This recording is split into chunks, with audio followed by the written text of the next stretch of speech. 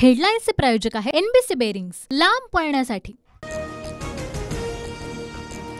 राज्यातील सरकार बदलायचं आहे, विधानसभा जिंकण्यासाठी तुमची साथ हवी आहे। इंदापुरात शरद पवारांचं शेतकऱ्यांना आवाहन।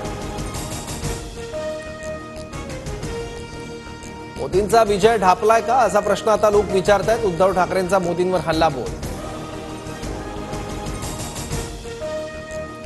4 महिन्यात महाराष्ट्रात सत्ता बदल होणार, सत्तेचं नेतृत्व उद्धव ठाकरे यांच्याकडे जाणार, खासदार संजय राऊतांचं वक्तव्य।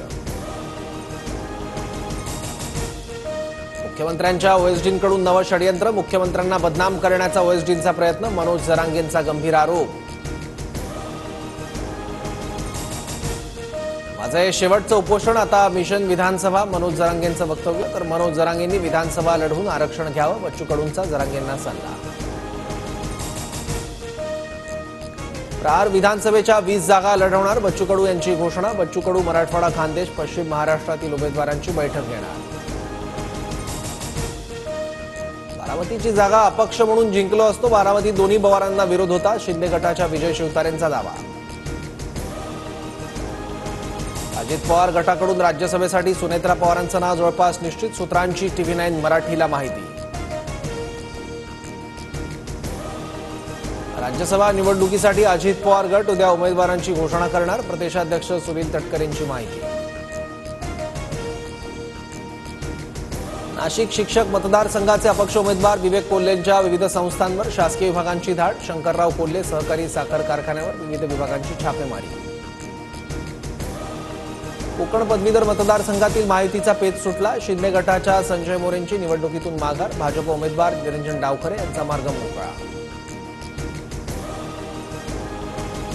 विधान परिषद निवडणुकीचा मवियातील पेच सुटला, कोकण पदवीधर काँग्रेस लढणार, तर नाशिक शिक्षक मतदारसंघ ठाकरे गट लढवणार।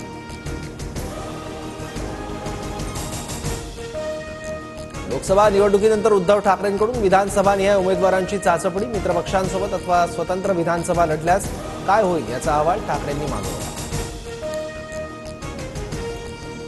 2-4 जागा जास्त मिळाल्यामुळे कोणी शेफारून जाऊ नये, नाव न घेता संजय राऊतांची नाना पटोलेंवर टीका।